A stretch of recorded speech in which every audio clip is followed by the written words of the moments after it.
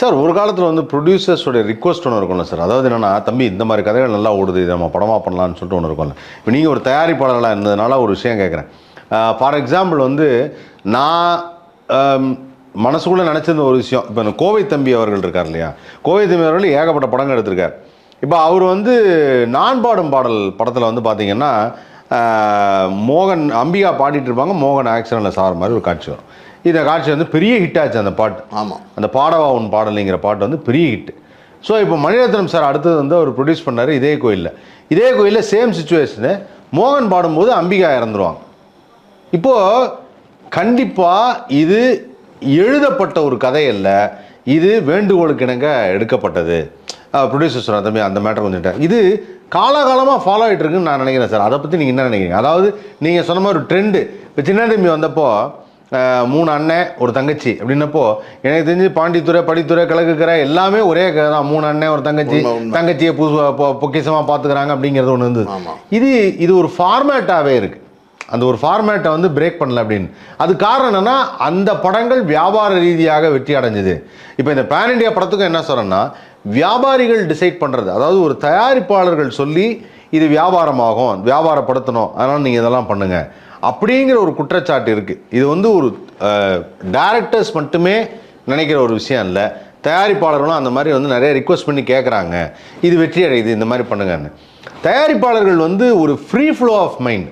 அதாவது ஒரு கதை எடுத்து வரும்போது, ஃபார் எக்ஸாம்பிள் சார், ஒரு புது ப்ரொடியூசரு ஒருத்தர் கதை எடுத்து வரும்போது சொல்லுங்கள் தம்பி என்ன கதை அப்படி கேட்காம, தம்பி இப்போ நீங்கள் வந்து இந்த பிரதீப் ரங்கநாதன் ஸ்டைலில் ஏதாவது கதை வச்சுருக்கீங்களா, பேய் படம் மாதிரி ஏதாவது வச்சுருக்கீங்களா, இல்லை இந்த மாதிரி ஜென்சி கிட்ஸுக்கான படம் வச்சுருக்கீங்களா அப்படி கேட்கும்போதே உங்களுக்கு வந்து ஒரு கிரியேட்டிவ் அடிபட்டு போயிடுது.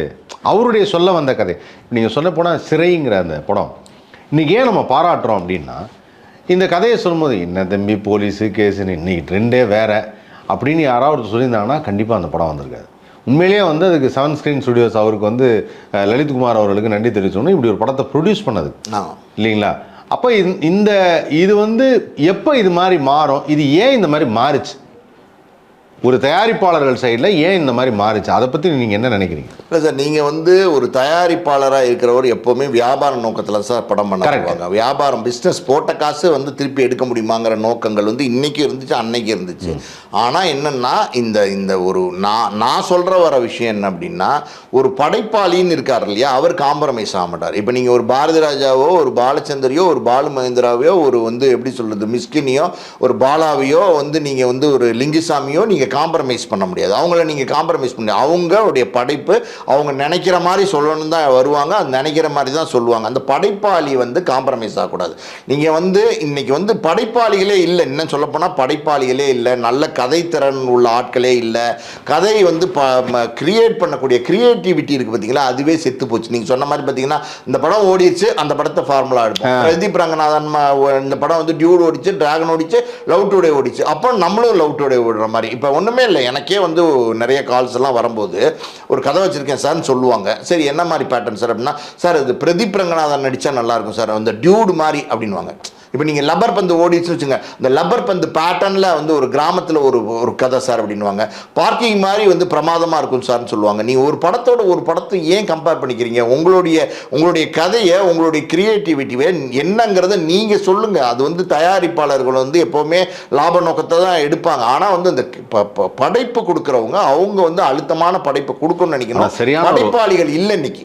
சரியான ஒரு வார்த்தை சொன்னீங்க சார். இயக்குனர்கள் இருக்காங்க, ஆனால் படைப்பாளிகள் இல்லை. படைப்பாளிகளுக்கு அந்த ஆளுமை இருக்கும். அதாவது நான் சொல்ல வந்த கதையை தீர்க்கமாக இதை கரெக்டாக நான் சொல்லிவிடுவேங்கிற அந்த ஆளுமை இருக்கும். ஸோ அந்த வார்த்தை வந்து இன்றைக்கி இருக்கக்கூடிய இயக்குனர்கள் எல்லாரும் கேட்டுக்கங்க. அவர் சொன்னது பாயிண்ட் வந்து ரொம்ப கரெக்டான ஒரு பாயிண்ட்டு. தான் எடுக்க போகும் கதையில் தான் வைத்திருக்கும் நம்பிக்கை தான் அதோடைய வெற்றி. அதை நீங்கள் கொடுத்துட்டீங்கன்னா கண்டிப்பாக அந்த தயாரிப்பாளர் வந்து அதை ஏற்றுப்பார். அந்த நம்பிக்கை இல்லாத போது நீங்கள் எப்படி சொல்கிறீங்களோ அப்படி பண்ணிக்கலாம் அப்படின்னு மாறும்போது காம்ப்ரமைஸ் ஆகுது. இதுக்கு ஒரு உதாரணம் சொல்கிறேன் கேளுங்க. அதாவது சேது படம் வந்துச்சுல்ல, ஆமாம், அந்த படம் வந்து எடுக்கிறதுக்கே பெரிய போராட்டம். அந்த நேரத்தில் விக்ரமுக்கு மார்க்கெட் இல்லை, யாருக்குமே மார்க்கெட் இல்லை. எடுத்து அந்த படத்தை வந்து தியேட்டரில் போட்டு காட்டினப்ப அந்த படத்தில் எந்த கமர்ஷியல் எலிமெண்ட்ஸும் இல்லை. இந்த படத்தை எப்படி வாங்குறது அப்படின்னு வந்து விநியோகத்தில் தயக்கம் காட்டினாங்க. கொஞ்சம் கமர்ஷியல் பண்ணுங்க அப்படின்ற மாதிரி வந்து பாலாட்ட சொன்னாங்க அந்த நேரத்தில். இதை கொஞ்சம் லைட்டாக நடுவில் கொஞ்சம் காமெடி, துணுக்கு காமெடி சேர்ப்பாங்க தெரியுமா அந்த படத்தில். பல படங்களில் வந்து படத்தை பார்த்துட்டு ட்ரையாக இருக்குது, கொஞ்சம் காமெடி சேருங்கன்னு சொல்லுவாங்க. அப்போ வந்து சேர்ப்பாங்க. அது இது சினிமாவில் இருக்கிறது தான். அது வந்து அந்த மாதிரி ஜானர் படங்களுக்கு ஓகே. இப்போ இந்த சேது படத்துல எல்லாம் பார்த்தீங்கன்னா பாலா வந்து ஒரு படைப்பாளி. அவர் வந்து எதுவுமே சேர்க்க முடியாதுங்க, இதாங்க என்னுடைய படைப்பு அப்படின்னு வந்து பிடிவாதமாக இருந்தார். கிட்டத்தட்ட 100 காட்சிகள் வந்து ப்ரீவியூலேயே ஓடிச்சு. அதான் டிஸ்ட்ரிபியூட்டர் போட்டு காட்டுறதுலேயே 100 காட்சி ஓடிடுச்சு. அங்கேயே ஒரு 100ஆவது நாள் ஒரு படம் ஓடிடுச்சு. ஆனால் யாருமே வாங்க வரல. அப்புறம் பெரும் போராட்டத்துக்கு அப்புறம் ரிலீஸ் ஆச்சு. அந்த படைப்பாளி அந்த ஸ்ட்ராங்காக இருந்ததுனால தான் அந்த வெற்றி வந்து பாலா கிடைச்சிச்சு. கரெக்ட். அதான் அந்த ஸ்ட்ராங் இது வேணும். அப்போ நீங்கள் சொன்ன மாதிரி அதான் இப்போ வெற்றிமாறன் அவர்களோ ஒரு இவர் பைசன் எடுத்த மாரி செல்வராஜ் அவர்களோ பாரஞ்சித் அவர்களோ இல்லை நீங்கள் சொல்கிற பாலாவோ இப்போ இருக்கக்கூடிய இயக்குனரில் பாதி பேர் இப்போ எனக்கு இப்போ ரீசெண்டாக கூட பார்த்தீங்கன்னா 3BHK இந்த வருஷம் ரிலீஸ் ஆன படம் 3BHK அதே மாதிரி தான். அந்த கதையை சொல்லும் பொழுது அந்த கதையில் ஒன்றா சார் வீடு வாங்க முடியலங்கிறது ஒரு கதையாக இருக்குது. இது எப்படி சார் எவ்வளோ நேரம் எடுத்துகிட்டு போகிறது அப்படின்னா அதை அழகாக எடுத்துகிட்டு போய் கிளைமேக்ஸ் வரைக்கும் வச்சு. அப்போ நான் அந்த இயக்குனரை ஒரு முறை சந்தித்தேன். அவர் சந்திச்சு போக சொன்னேன், படத்துலேயே எனக்கு ரொம்ப பிடிச்ச டைலாக்னா யோகி பாபு சொல்கிற ஒரு விஷயம். யோகி பாபு வந்து ஒரு புரோக்கர், வீடு வாங்கிறதுக்கு விட்டான புரோக்கர். சித்தார்த் ஒரு சீனில் வந்து அவர் சொல்லுவார், விடுங்கண்ணா வீடு வாங்கலான்னா என்ன, அதான் வாழ்க்கையா என்ன, அப்படியே இருந்துட்டு போயிடலாம் தம்பி, வாங்கினா தான் எனக்கு வாழ்க்கைன்னாரு. அந்த இன்டர்டிபெண்டன்ட்ல சொல்லும்போது தான் ஒரு வீடு வாங்கணுங்கிற நோக்கம் இருக்குல்ல. அப்போ நான் சொன்னேன், சார் எவ்வளோ பெரிய விஷயத்த ரொம்ப அழகாக சொல்லியிருக்கார். அவர் தான் சார் படைப்பாளி. எவ்வளோ பெரிய விஷயத்த நம்மெல்லாம் இன்டர்டிபெண்டன்ட். நான் வந்து என் வாழ்க்கையில் நான் ஆட்டோலே போக மாட்டேன் அப்படிங்கிறது நம்ம கொள்கையாக கூட வச்சுக்கலாம். ஆனால் நான் போனாதானே அந்த ஆட்டோ டிரைவர் படைப்பார். கரெக்ட் இல்லை ஒரு அவசரத்துக்கு தம்பி இந்த காய்கறிகளில் ஒரு பணம் வாங்கினாலும் அந்த பழக்கடைக்காரர் படைப்பார். ஏதோ ஒரு விஷயத்தில் ஒருத்தரை நம்பி ஒருத்தர் இருக்கோம். ஒருத்தர் நம்பி ஒருத்தர் இல்லாமல் இப்போ இந்த சொசைட்டியில் நம்ம இயங்கவே முடியாது.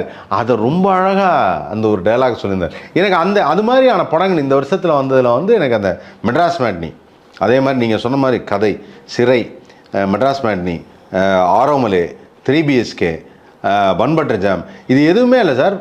ஒரு சீன் கூட லவ் மேரேஜ், ஒரு சீன் கூட இது தேவையில்லையே, இது ஃபில்லராக இருக்கு அப்படிங்கிற மாதிரியா இல்லை. சத்தியமாக இவங்க எல்லாருமே நான் படைப்பாளிகளாக பார்க்குறேன். இவங்க எல்லாரும் அவங்களோட அடுத்த படத்தை எப்படி எடுப்பாங்க, என்ன மாதிரி இன்னும் ஃபோக்கஸ் பண்ணுவாங்கன்னு நான் பார்க்குறேன். நீங்கள் இன்றைக்கி வந்து சொன்னது பல பேர் இந்த இன்டர்வியூ பார்த்துருந்தாங்கன்னா அவங்களுக்கு ஒரு புரிதல் வந்துடும். எ டைரக்டர் ஷுட் நாட் காம்ப்ரமைஸ். தயாரிப்பாளர் வந்து விநியோகம், அதாவது என்ன வியாபார ரீதியாக தான் கேட்பாங்க, ஆனால் காம்ப்ரமைஸ் பண்ணாமல் பண்ணணும் அப்படின்னு ஒரு விஷயம் சொன்னீங்க இல்லையா. அதாவது என்னன்னா நெத்தியில் அடித்த மாதிரி சொல்லியிருக்கீங்க. இல்லை நீங்கள் சொன்னீங்கல்ல, ஒரு சீன் கூட வந்து இந்த படங்கள்ல எல்லாம் தேவையில்லையே அப்படின்னு நம்ம நினைக்கிற மாதிரி காட்சிகள் இருந்துச்சு சொன்னீங்கல்ல. இப்போ வர படங்கள்லாம் எப்படின்னா இந்த படமே தேவையில்லையே, இது எதுக்கு எடுத்தாங்க அப்படிங்கிற மாதிரி முழு படத்தையும் நினைக்கிற மாதிரி படம் எடுக்கிறாங்க. அப்படி எப்படி ஓடும், கன்ஃபியூஸ் ஆகிடுறாங்க சார். அது காரணம் என்னன்னா, அவர் ஒரு ஜானரில் கதை வச்சுட்டு வர்றாரு, தயாரிப்பாளர் தான் சார் கேட்டாங்கிறாங்க. அப்புறம் என்னென்னா ஃபைனலாக சார் அவரால் என்னோட லைஃப் போச்சுங்கிறாங்க, இவரால் என்னோட லைஃப் போச்சுன்னு அவர் சொல்கிறாரு. இதெல்லாம் நீங்கள் மாறி மாறி நடந்துட்டு தான் இருக்குது. ஆனால் இந்த கேள்விகளுக்கு ஒரு விடையாக இன்றைக்கி நீங்கள் அதை தெளிவாக சொல்லியிருக்கீங்க, காம்ப்ரமைஸ் ஆகாதீங்க, இதுதான் என் கதைன்னு சொல்லுங்கள். அதுதான் சமீபத்தில் பாண்டியராஜ் சார் ஒரு நம்ம ஃபங்க்ஷன் வந்தார். வந்தப்போ அவர் சொன்னார், நான் வந்து 20-21 பேர்கிட்ட இந்த கதையை சொல்லியிருப்பேன், பசங்க கதையை, யாருமே ஒத்துக்கலை. 23வது ப்ரொடியூசர் தான் வந்து கம்பெனி ப்ரொடக்ஷன்ஸில் சசிகுமார் சார் வந்து நான் பண்ணுறேன் அப்படின்னு சொல்லியிருக்கார். ஸோ அவர் ஒரு படைப்பாளியாக இருக்கார். அதனால தான் இன்றைக்கி ஒரு வெற்றி படை இயக்குனராக இருக்கார். தலைவி இந்த வருஷம் தலைவன். இப்போ அந்த கதையை போய் யார்ட்டாவது சொல்லியிருந்தா எனக்கு தெரிஞ்சு அதை ஒத்துக்கவே மாட்டாங்க ப்ரொடியூசர்ஸ்லாம். அது என்னங்க இந்த கதையில் என்னங்க இருக்குது அப்படின்னு தான் சொல்லுவாங்க. ஆனால் அந்த சின்ன மைன்யூட்டான விஷயங்களை, ஒரு உறவுகளை வச்சு சொல்கிற அந்த கதை அப்படி மனசில் எல்லார் மனசுலையும் பதிஞ்சிச்சு. அப்போ அது வந்து எனக்கு அதான் சொல்லலை, இன்றைக்கி நீங்கள் சொன்னது மிக தெளிவான ஒரு நீரோடையாக அதை சொல்லிட்டீங்க. இதுதான். ஏன்னா நீங்கள் ஒரு தயாரிப்பாளர் தான் உங்களுடைய மைண்ட் செட் என்னங்கிறத வெளியில் வந்து தெரியப்படுத்த முடியும். ஸோ இன்றைக்கி எல்லா தயாரிப்பாளர்களும் இதை பார்த்தானா கரெக்டாக சொல்லலாம். ஆமாம் கரெக்டு, நான் சொல்லுவேன், நான் சொன்னால் நீ எடுக்கணுமா, நீ தெளிவாக இருந்தியா, உன் படைப்பில் தெளிவாக இருந்தியா அப்படிங்கிறது. ஸோ ஒரு படைப்பாளிக்கும் ஒரு இயக்குனருக்கும் உள்ள வித்தியாசத்தை சொன்னதுக்கு மனமார்ந்த நன்றி சார். இது வரைக்கும் இந்த ஆண்டு ரிலீஸ் ஆன படங்கள் பற்றி சொன்னீங்க. கதை தான் வெற்றிக்கு முக்கிய காரணம்னு சொன்னீங்க. பேன் இண்டியா நமக்கு தேவையில்லைன்னு சொன்னீங்க. பேன் இண்டியா ஒரு படம் ஓடலாம், ஆனால் பேன் இண்டியா ஸ்டார்ஸ் தேவையில்லை. ஸோ பிரமாதம் சார், அருமையாக இருந்தது, ரொம்ப மன நிறைவாக இருந்தது. ரொம்ப ரொம்ப நன்றி சார். தேங்க்யூ. நன்றி. Thank you sir. Thank you so much.